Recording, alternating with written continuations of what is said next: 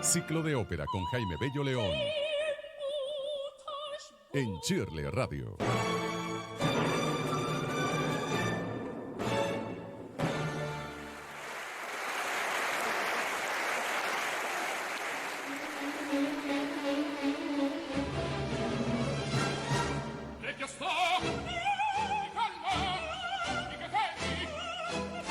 Bueno, hoy como cada jueves está en nuestro ciclo de ópera mi querido amigo, colaborador, instructor de ópera Jaime Bello León. Hoy vamos a hablar de un tema interesante a propósito del carnaval, la ópera y la máscara. Buenos días y bienvenido, Jaime, qué gusto conversar contigo.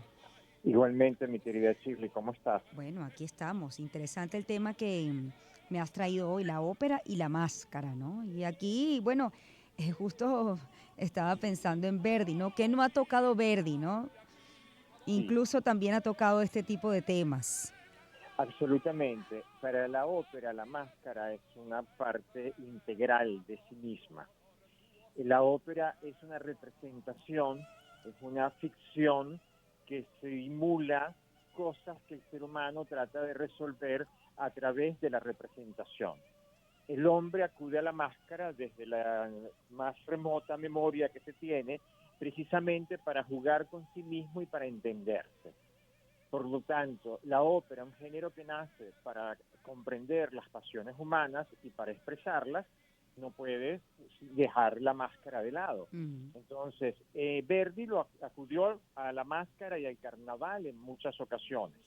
Pero antes de seguir con Verdi, quiero hacer un inciso, porque la ópera y el carnaval son algo que fueron asociados desde el principio del nacimiento de la ópera. ¿Por qué?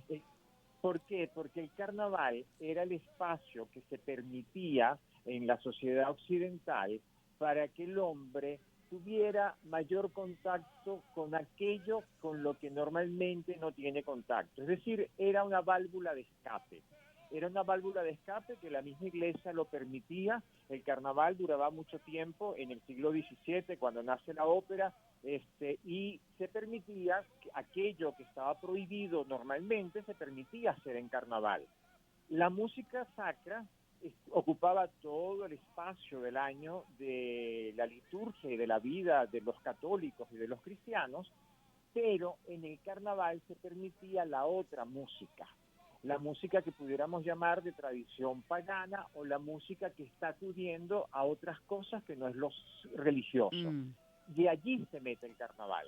Ahora, el carnaval era esa frontera que se permitía, y en el nacimiento de la ópera, cuando uno se atreve a decir que es el género que impulsa la modernidad y el pensamiento moderno, tiene que ver con que en un momento se está representando en Mantua el Orfeo de Monteverdi, y el duque permite, violando la norma que permite la iglesia, el duque permite que se extiendan las representaciones de esta ópera más allá del carnaval.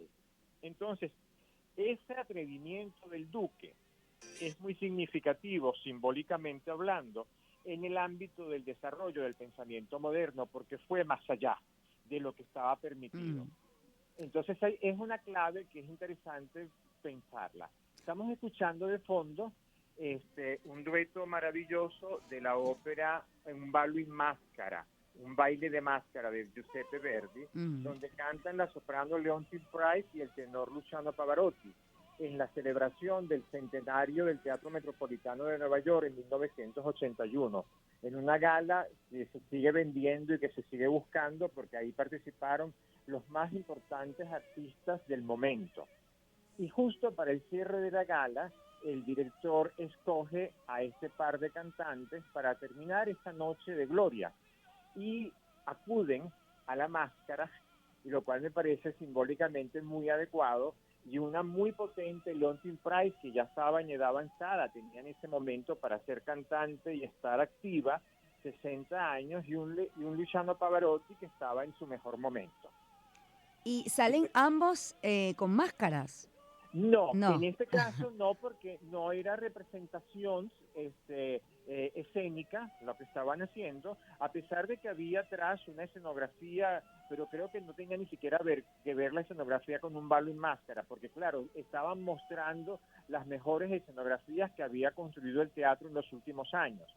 Pero lo importante es, en este sentido, que es en este dueto que ellos interpretan acá, la máscara es algo significativo, porque un amigo, Ricardo, amigo del esposo de Amelia, es un hombre importante, él es el protagonista, él se enamora de la esposa de su amigo. Y él está en una diatriba tremendamente grande, porque él ama a su amigo, él confía en su amigo, pero el impulso amoroso puede más que la amistad y que la fidelidad del amigo. Y se le declara a Amelia, quien lo trata de rechazar, aunque al final ella reconoce que también lo ama, pero no se va con él. Ella le es leal a su esposo. Sin embargo, esta diatriba lleva a una otra historia paralela que va a conducir a la muerte de Ricardo, de la mano del esposo de Amelia. Vamos a Entonces, en este dueto, que es un dueto donde la máscara está presente, ¿por qué? Porque Ricardo no quiere fingir más, él quiere manifestar ese amor profundo que siente, pero al mismo tiempo él sabe que está cometiendo un grave error porque está traicionando la amistad de su amigo. Vamos a Entonces escucharlo, Verdi, vamos a escuchar un pedacito a dale, Luciano dale. Pavarotti y Leontyne Price.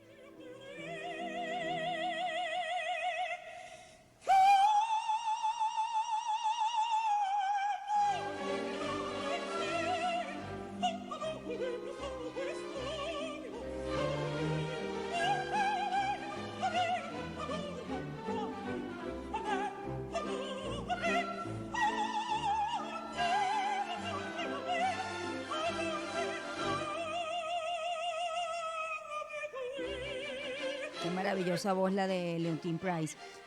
Absolutamente. Además, esta música tan pasional es tan adecuada para esta escena, porque ahí estamos justamente en el límite de la pasión humana. ¿Cuándo la pasión humana llega a un límite?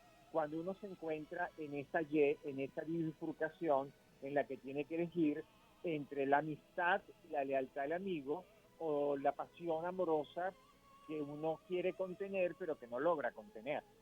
Entonces allí la pasión tiene sentido y Verdi la expresa magníficamente en este dueto, que a mí me parece que es una gloria, muy bien ejecutado por Leontyne Price y Luciano Pavarotti. Es cierto que Leontyne Price en algunos momentos está un poquito más arriba de lo que debiera, pero bueno, era una representación en vivo, la pasión allí justamente de esa representación no era una tontería, todos los ojos del mundo de la ópera estaban ese día en el escenario, a casa llena, y donde además estaba ocurriendo otra cosa muy interesante. Los grandes vivos que estaban vivos y que habían cantado en el Metropolitan en los últimos años, estaban en la escena sentados presenciando la participación de estos artistas. Bueno, vamos a pasar ahí, no escuchamos mucho a Luciano Pavarotti, bueno, ahí está, cantando juntos. Vamos a pasar a la siguiente y cómo se ve reflejado el mundo de las máscaras, del carnaval, por así decirlo, en la ópera.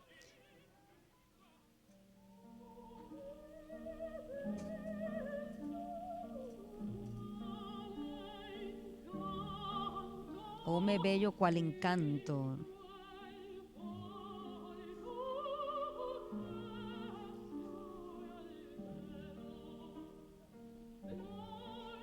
¿Qué sucede aquí, no? En la ópera Lucrecia Lucrecia Borgia. Borgia, del compositor Gaetano Donizetti, canta por supuesto la gran Montserrat Caballé, esta española de oro. Es una historia tremendamente compleja y difícil. Estamos en Venecia, uno de los lugares emblemáticos del carnaval del mundo, y Lucrecia Borgia habita en esa ciudad con su marido. Ella ha tenido un hijo escondida previamente de ese matrimonio, y ese hijo es el muchacho al que ella le está cantando cómo es bello qué encanto. Ella lo está viendo dormido en una terraza en medio de una fiesta de carnaval. Ella llega con la góndola a esta terraza, se baja y ve al muchacho y el amor materno aflora. Ella sabe que ese es su hijo y ella se queda fascinada viendo a ese muchacho que no sabe que ella es su madre. Lucrecia Borgia es un personaje que en este caso está abordado con la leyenda que sobre ella existe, que es una leyenda de que era una mujer malvada, que usaba el veneno para vengarse de cuanto ser humano ella quería vengarse y asesinaba a placer. Por cierto, hija de un papa. Esa leyenda, la historia reciente ha descubierto que es una leyenda falsa, que Lucrecia Borgia no era ese monstruo que nos han pintado, pero en la ópera es ese monstruo. Sin embargo, aquí aparece esta escena de la mujer, madre, adulta, a un joven que observa a su hijo, a un hijo que se le ha sido arrebatado, a un hijo con el cual ella quisiera haber estado y haberlo criado y no lo pudo hacer, y ella expresa ese sentimiento amoroso. Y por supuesto Lucrecia lleva en ese caso una máscara porque estamos en la época de carnaval. Esto va a tener luego un final fatal, en este caso muy desafortunado, pero así ocurrió, así lo narró Víctor Hugo, es de donde se inspira el libretista de Gaetano Donizetti para desarrollar esta ópera. Es una ópera de una belleza impresionante, estamos en el apogeo del bel canto y en el romanticismo, y hay muchas maravillosas versiones en la discografía y en el video, pero yo creo que todavía sigue imbatible la versión de Montserrat Caballé, con la que debutó en 1965 en Nueva York, sustituyendo precisamente a Marilyn Horne, que se había indispuesto por el embarazo. Vamos a escucharla.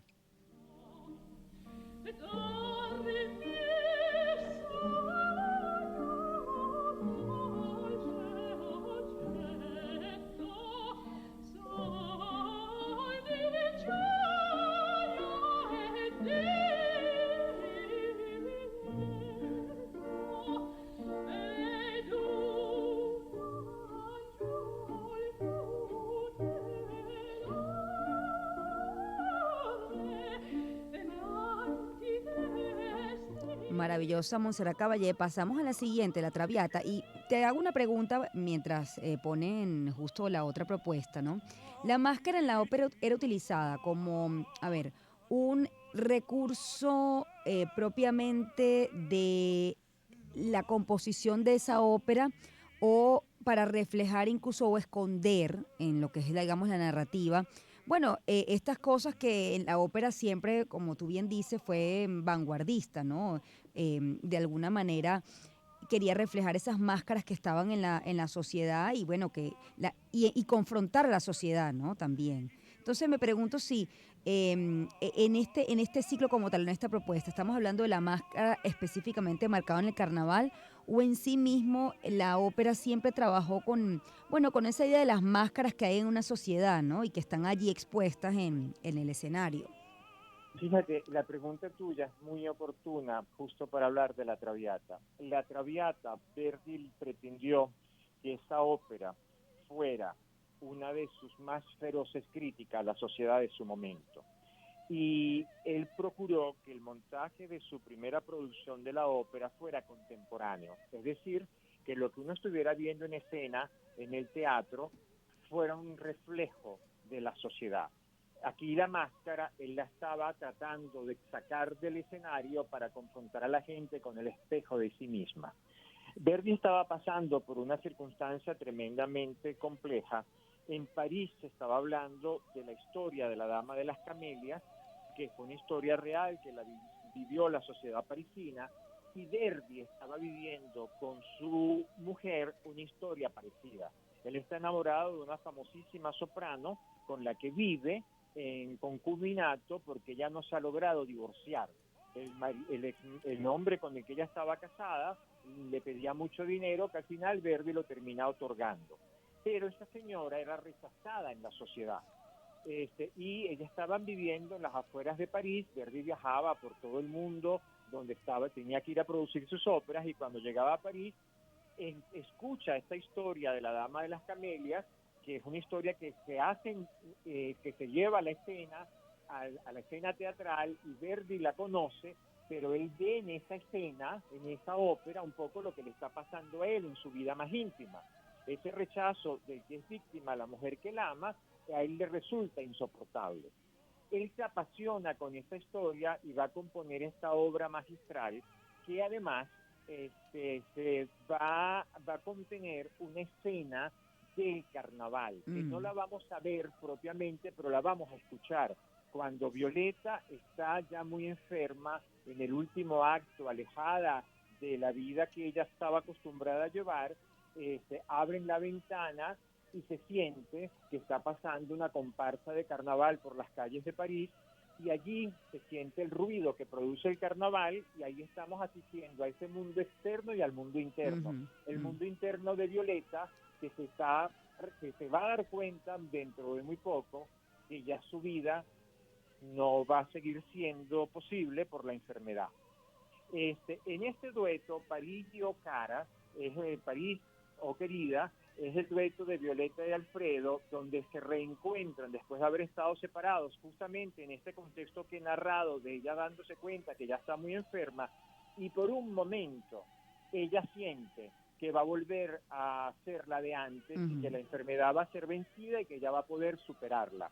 Sin embargo, al final del dueto, se da cuenta que ya su cuerpo la ha abandonado, que ya el cuerpo no le puede responder, y comienza la escena ya final, que es la escena donde ella se despide de este mundo y se despide de Alfredo. Bueno, y al final nos despedimos sin máscaras, ¿no? Y nos despedimos con una realidad muy cruda, porque Sí. es que la máscara es en realidad un recurso que usa el ser humano para tratar de trucar su relato de la realidad. Sí. Para poder armar el relato de la realidad necesitamos la máscara. Sí. Bueno, vamos a escuchar. Aquí estamos, la soprano Hermonela. Ayúdame con el apellido. Yajo. Hermonela Yajo y Charles Castronuovo. Esta es una versión del año 2019 y, por cierto, esta joven acaba de triunfar en Nueva York hace unas semanas representando a la Traviata, y tuvo una crítica espléndida, porque según el crítico del New York Times, ella logra construir una Traviata tremendamente dramática y donde con muy pocos gestos nos lleva a presenciar el dolor ajeno. ¿Ella de qué país es? Ella es de Albania. De Albania. Vamos a escuchar. Por cierto, una mujer que a Verdi le hubiera encantado, porque una de las cosas que pasó con la Traviata es que en su primera representación tuvo rechazo y fue un fracaso, porque la soprano no podía parecer que estuviera muriéndose de tisis por su excesivo peso. El caso de la señora Yajo pesa algo como tú, querida mía. O sea, que es una señora sumamente delgada. Y que en escena se pudiera asimilar al momento de la muerte a esa cosa que la realidad queremos verla, sobre todo en estos días nuestros, que tenemos una referencia cinematográfica hiperrealista de las cosas. Vamos a escuchar a Hermonela Yajo y a Charles Castronuovo. Esta es una grabación del 2019.